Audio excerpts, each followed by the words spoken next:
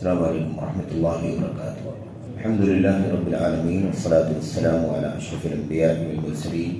نبینا محمد وعلی آلہ واصحابہ اجمعین وبعد۔ قال اللہ سبحانہ وتعالی اعوذ باللہ من الشیطان الرجیم یمنون علیک ان اسلموا قل لا تمنوا علی اسلامکم بل اللہ یمن علیکم ان ہداکم للایمان ان کنتم صادقین۔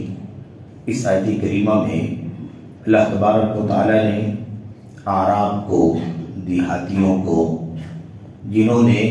آ کر کے نبی کریم صلی اللہ علیہ وسلم کے پاس ایک طرح سے احسان جتایا تھا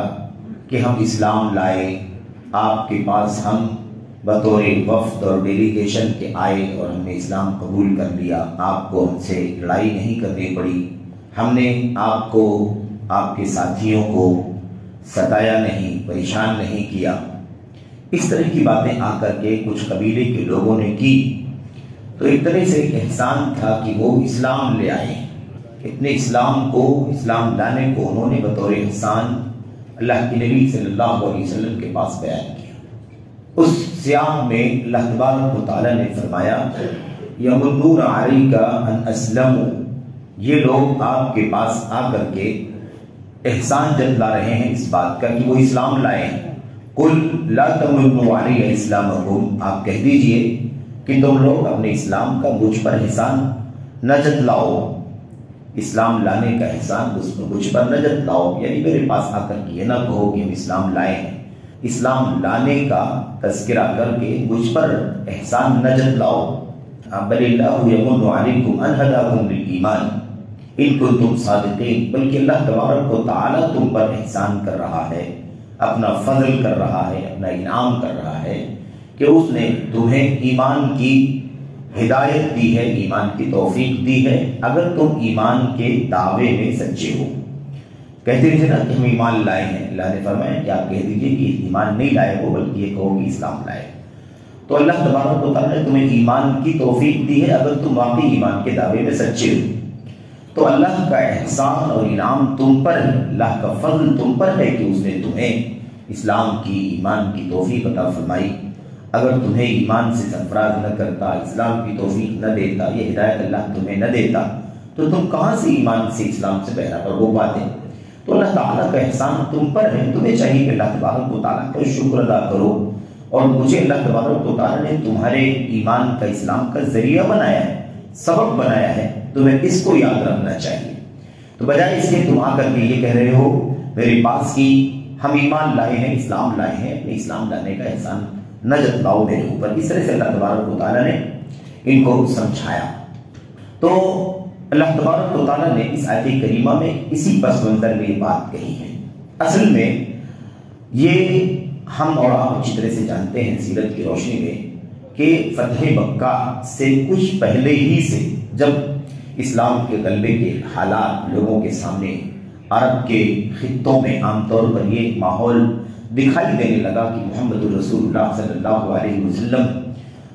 کا دین غالب ہو رہا ہے، آپ کا پیغام دنیا میں عام ہو رہا ہے، اور دھیرے دھیرے لوگ جو ہے وہ اپنے باپ دادوں کا دین کفر شرک چھوڑ کر کے اس سے برگشتہ ہو کر کے تائب ہو رہے ہیں، اور نبی کریم صلی اللہ علیہ وسلم کی خدمت میں پہنچ کر آپ کے ہاتھوں پر ہاتھ رکھ کر کے اسلام قبول کر رہے ہیں اور شرک و کفر سے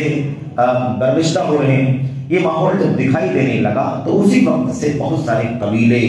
بہت سارے علاقے کے لوگ دھیرے دھیرے نبی کریم صلی اللہ علیہ وسلم کے پاس آنے لگے۔ بہت سارے وفود آئے، وفد یعنی قبیلے کا اکا دکا آدمی یا چند لوگوں پر مشتمل کوئی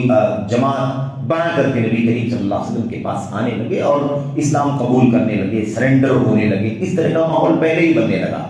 لیکن فتح مکہ کے بعد سن 8 ہجری میں، اور خاص طور پر جب نبی کریم صلی اللہ علیہ وسلم تبوک سے تشریف لائے واپس، یعنی سن 9 ہجری میں جو غزوہ تبوک پیش آیا، اس کے بعد جب آپ وہاں سے واپس آئے تو یہ معاملہ بہت زیادہ پھیل گیا، اور اسلام کے غلبے، اسلام کی عظمت کا ایک طرح سے عالم عرب میں اور اطراف میں گلگلہ ہو گیا، اور ہر طرف اسلام کے غلبے کا چرچا ہونے لگا، اور لوگوں نے سمجھ لیا، اور لوگوں نے اس اعتبار سے بھی کہ ان کو اسلام سمجھ میں آنے لگا، کفر و شرک کی کمزوری اور اس کے اندر جو کچھ بھی اس کی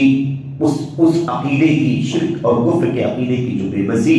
وہ سب ان کی سمجھ میں آنے لگی، تو وہ اسلام کی طرف راغب ہوئے اور تیزی کے ساتھ یہ لوگ اللہ کے نبی علیہ السلام کے پاس آئے۔ بہت سارے قبیلے کے لوگ آئے، انہی قبیلوں میں سے ایک قبیلہ وفد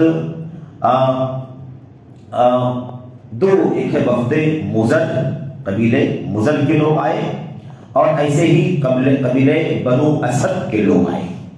قبیلے بنو اسد کے لوگ جب اللہ کے نبی علیہ السلام کے پاس آئے تو جو چند لوگ تھے ان لوگوں نے آ کر کے اللہ کے نبی سے بات کرنی شروع کی،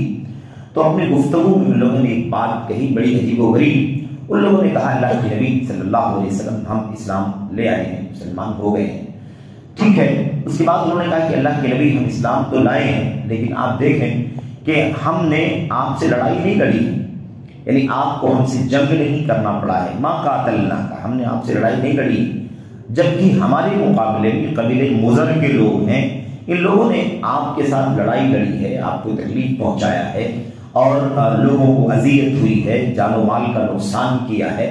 یہ سارے کام مزر کے لوگوں نے کیے ہیں، ہم نے آپ کے ساتھ لڑائی نہیں لڑی ہے، بغیر لڑائی کے، بغیر کسی ٹکراؤ کے ہم اسلام لے آئے ہیں، جبکہ ہم لوگ قبیلے مزر کے لوگوں سے نہ تو تعداد میں کم ہیں اور نہ ہی شان و شوکت میں کوئی کمی ہے، یعنی ہم اگر دیکھیں تو قبیلے مزر سے بڑھ کر کے بنو اسد کے لوگوں نے کیا کہا کہ ہم ان سے زیادہ طاقت میں بھی ہیں، اس سے زیادہ تعداد میں بھی ہیں اور ان سے زیادہ شان و شوکت ہے ہماری، لیکن اس کے باوجود ہم نے آپ سے لڑائی نہیں لڑی ہے، ہم نے آپ کے رشتے کا خیال کیا ہے اور ہم نے صلہ رحمی کا ثبوت دیا ہے اور اس طرح سے ہم اسلام لے آئے۔ تو وہ کہ انہوں نے یہ ظاہر کیا کہ ہم لوگ اسلام لائے ہیں اور ایک طرح کا ہم نے احسان کیا ہے آپ پر کہ نہ آپ کو لڑنا پڑا، نہ آپ کو جہاد کرنا پڑا، نہ آپ کو جان کا مال کا نقصان کرنا پڑا، نہ آپ کو کسی طرح کی الجھن اٹھانی پڑی، یوں ہی ہم اسلام لے آئے۔ تو بھائی اسلام اگر کوئی لاتا ہے، چاہے پریشان کرنے کے بعد لاتا ہو یا ایسے ہی لے آتا ہو، تو یہ اسلام لانا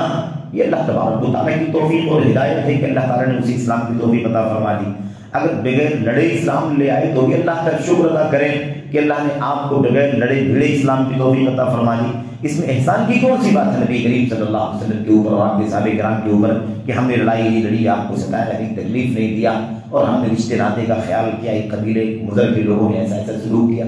تو یہ چیز بڑی عجیب و غریب تھی جو ان لوگوں نے کہی، ایک طرف تو اسلام کا اعتراف اور دوسری طرف یہ رویہ۔ اللہ کے نبی صلی اللہ علیہ وسلم کے پاس مجلس میں حضرات شیخین یعنی ابو بکر اور عمر رضی اللہ تعالیٰ عنہما بھی موجود تھے۔ اللہ کے نبی نے ان دونوں کو مخاطب فرمایا اور آپ نے کہا کہ یہ ساتھیوں یہ بتاؤ کہ کیا آپ لوگ یہ بات کہتے ہو، جو بات یہ لوگ کہہ رہے ہیں، جو بات ان لوگوں نے کہی ہے، کیا یہ بات آپ لوگ کہتے ہو کہ اللہ تبارک اللہ کے نبی ہم نے اسلام قبول کر لیا اور ہم نے آپ لڑائی، ابو بکر صدیق نے لڑائی لڑی تھی، ابو بکر صدیق رضی اللہ تعالیٰ عنہ سے نبی کریم صلی اللہ علیہ وسلم کا کوئی مقابلہ ہوا تھا، کوئی ٹکراؤ ہوا تھا، یوں ہی آپ نے پیغام پیش کیا اور اللہ کے نبی صلی اللہ علیہ وسلم کی دعوت توحید ان کے دل میں گھر کر گئی اور اسلام قبول کر لیا انہوں نے۔ اور بہرحال تو اللہ کے نبی علیہ السلام نے مخاطب کر کے کہا کہ کیا آپ لوگ بھی ایسی بات کرتے ہو جیسے یہ لوگ بات کر رہے ہیں؟ تو شیخین نے ابو بکر عمر نے کہا اللہ کے نبی اس طرح کی بات تو ہم نے کبھی نہ کی اور اس طرح کی بات کر بھی نہیں سکتے۔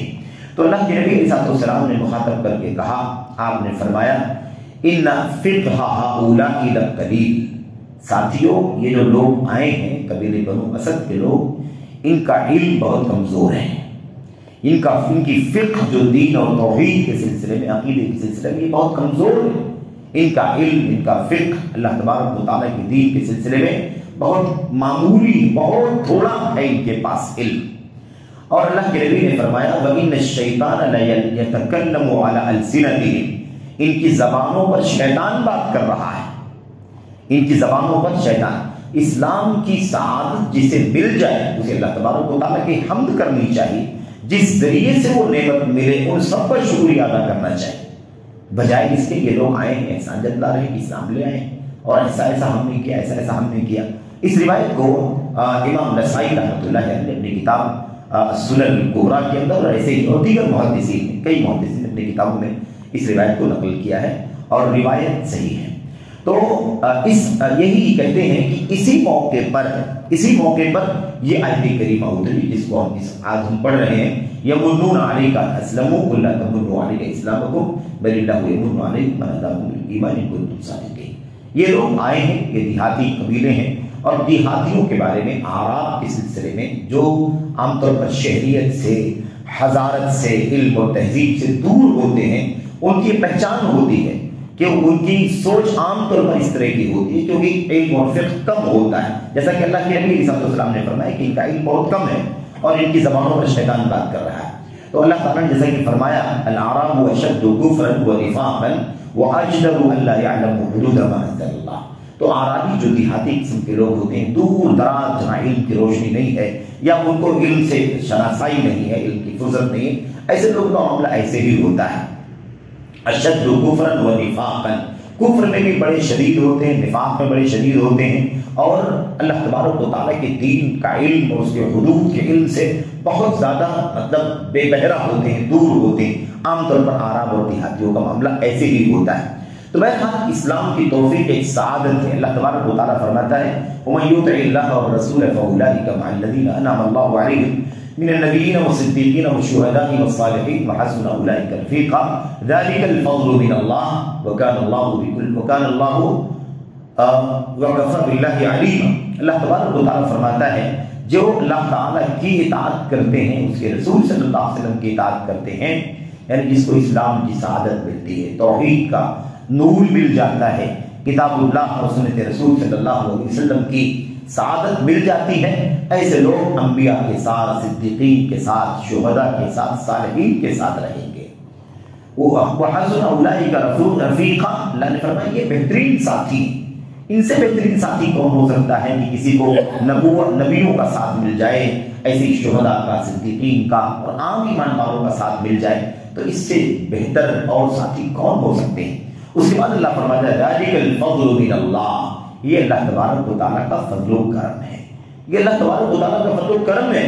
کسی کی اپنی کوئی خوبی نہیں ہے کہ میں اس قابل تھا کہ میں نے یہ کام کر لیا، اللہ تعالیٰ جس کو سعادت دے دے، مَن يُرِدِ اللَّهُ أَن يَهْدِيَهُ يَشْرَحْ صَدْرَهُ لِلْإِسْلَامِ، اللہ تبارک و تعالیٰ جس کے ساتھ بھلا کرنا چاہتا ہے اس کے سینے کو اسلام کے لیے کھول دیتا ہے، اور جس کے ساتھ اللہ تعالیٰ بھلا نہیں کرنا چاہتا ہے اس کے سینے کو تنگ کر دیتا ہے، اسلام کی روشنی سے، اسلام کی نعمت سے بے بہرا رہ جاتا ہے وہ، اور اس سے ہمکنار نہیں ہو پاتا ہے۔ تو اسلام اور ایمان کی نعمت، توحید خالص کی نعمت کو شدت سے توبہ کر لینا اور ہر طرح کی بدعات، خرافات اور ضلالتوں سے تائب ہو جانا، یہ اللہ تبارک و تعالیٰ کا خالص فضل ہے، اور انسانیت پر، اللہ کے بندوں پر اللہ کا سب سے بڑا انعام اور سب سے بڑا احسان یہی ہے، جیسا کہ اللہ تبارک و تعالیٰ نے فرمایا اليوم اکملت لکم دینکم واتممت علیکم نعمتی ورضیت لکم الاسلام دینا۔ تو اسلام اللہ تبارک و تعالیٰ کی نعمت ہے، اللہ تعالیٰ جسے دیتا ہے، جسے نوازتا ہے، وہ اس نعمت سے، اس فضل و کرم سے اللہ تبارک و تعالیٰ کے میرے بھائیوں ہمکنار ہو پاتا ہے۔ ایک موقع پر نبی کریم صلی اللہ علیہ وسلم نے انصار سے بھی یہ بات کہی تھی۔ کسی موقع پر انصار صحابہ کرام سے اللہ کے نبی علیہ السلام نے فرمایا الم اجدکم ضلالا فہداکم اللہ بی، ساتھیوں کیا ایسا نہیں ہے کہ میں نے تمہیں گمراہ پایا، میں نے تمہیں گمراہ پایا، تم شرک میں، کفر میں، باپ دادوں کے دین پر چل رہے تھے، کیا میں نے تمہیں گمراہ نہیں پایا؟ فہداکم اللہ بی، تو اللہ تبارک و تعالیٰ نے تمہیں میرے ذریعے سے ہدایت عطا فرمائی، میرے ذریعے سے اللہ نے تمہیں ہدایت عطا فرمائی، اسلام کی نعمت سے تمہیں نوازا میرے ذریعے سے۔ الم اجدکم، یا ایسے اللہ کے نبی نے فرمایا الم اجدکم عالۃ فاغناکم اللہ بی، کیا ایسا نہیں ہے کہ میں نے تمہیں فقیر اور محتاج پایا، کلاش پایا، اللہ تبارک و تعالیٰ نے تمہیں میرے ذریعے سے مستغنی اور مالدار بنا دیا۔ کیا میں نے تمہیں متفرقین، الم اجدکم متفرقین، کیا میں نے تم کو بکھرا ہوا نہیں پایا، فرقوں میں، ٹکڑیوں میں، اختلاف میں، بہت سارے جھنجھٹوں میں تم کو میں نے نہیں پایا۔ اسلام سے پہلے اور خطرت کی بات تو بار بار کہی جاتی ہے، اور عام طور پر عرب کے خطوں کے جھگڑے، دشمنیاں، عراق، نفرت، سرکشی، ایک عام ماحول تھا، کیونکہ اسلام کی نعمت سے بے بہرا تھے، دنیا داری، شرک و کفر کے ماحول میں یہی سب ہوتا ہے۔ تو اللہ کے نبی نے فرمایا کیا میں نے تم کو آپس میں متفرق، یعنی فرقہ فرقہ، ٹولی ٹولی نہیں پایا؟ فَأَلَّفَكُمُ اللَّهُ بِي، تو اللہ تبارک و تعالیٰ نے میرے ذریعے سے تمہارے دلوں میں الفت اور محبت پیدا کر دی۔ یہ ساری نعمتیں اللہ تبارک و تعالیٰ کی طرف سے ہیں، یہ سب احسان ہے اللہ کا، یہ سب فضل ہے اللہ تبارک و تعالیٰ کا جو اللہ تبارک و تعالیٰ نے تمہارے اوپر کیا ہے۔ اس لیے اس چیز کو یاد رکھو، بھول نہ جاؤ، دنیا کی طرف نہ چلے جاؤ، بلکہ اللہ تبارک و تعالیٰ کی فضل کا اسے 3 باتوں کا ذکر کیا اللہ کے نبی صلی اللہ علیہ وسلم نے۔ ہدایت اللہ تعالیٰ نے تمہیں عطا فرمائی ہے، اللہ تبارک و تعالیٰ کا فضل ہے۔ اللہ تبارک و تعالیٰ تم بکھرے ہوئے تھے، تمہیں اسلام کی نعمت سے اور میری بعثت کے ذریعے سے تمہارے دلوں میں الفت اور محبت پیدا فرما دی، تم بھائی بھائی ہو گئے، جبکہ تو دشمن تھے، ایک دوسرے کے خون کے پیاسے تھے، اور تم عالہ فقیر محتاج دنیا کی نظروں میں گئے گزرے تھے، دنیا تمہیں حقارت کی نظر سے دیکھتی تھی، اسلام کی عظمت کے ذریعے سے تمہاری شان و شوکت کو اللہ تعالیٰ نے بلند فرما دیا ہے۔ یہ باتیں اللہ کے نبی کہے جا رہے تھے، اور انصاری صحابہ کرام کہا کرتے تھے اللہ و رسولہ امن، سچ ہے اللہ اور اس کے رسول صلی اللہ علیہ وسلم کا ہم پر سب سے بڑا احسان ہے، سب سے زیادہ احسان ہمارے اوپر اللہ تبارک و تعالیٰ کا ہے اور اس کے نبی صلی اللہ علیہ وسلم کا ہے، کیونکہ اللہ کے نبی علیہ السلام کے ذریعے سے ہی ساری نعمتیں ہمیں ملی۔ تو بہرحال تو یہ آیت کریمہ اسی سیاق میں ہے، اللہ سے دعا کریں کہ اللہ تبارک و تعالیٰ ہمیں بھی یہ نعمت اللہ تعالیٰ نے عطا فرمائی ہے اسے خالص نعمت سمجھیں، اس نعمت پر اللہ تعالیٰ کی حمد کریں، اس کا شکریہ ادا کریں اور اس نعمت کی قدر کریں۔ ایسا نہ ہو کہ اللہ تبارک و تعالیٰ یہ نعمت ہم سے چھین لے، کہیں پھر ہدایت کے بعد دلالت، انحراف اور ایسے ہی دنیا کے بہت سارے جو احزاب ہیں ان کے باطل عقائد و نظریات کی زد میں چلے جائیں اور ہم سے یہ نعمت اللہ تبارک و تعالیٰ چھین لے۔ اللہ تبارک و تعالیٰ ہمیں اور آپ کو علم اور اہل علم سے جڑ کر کے اس نعمت کی حفاظت کرنے کی توفیق عطا فرمائے، آمین رب العالمین۔ صلی اللہ علیہ وسلم وبارک علی نبینا محمد وعلی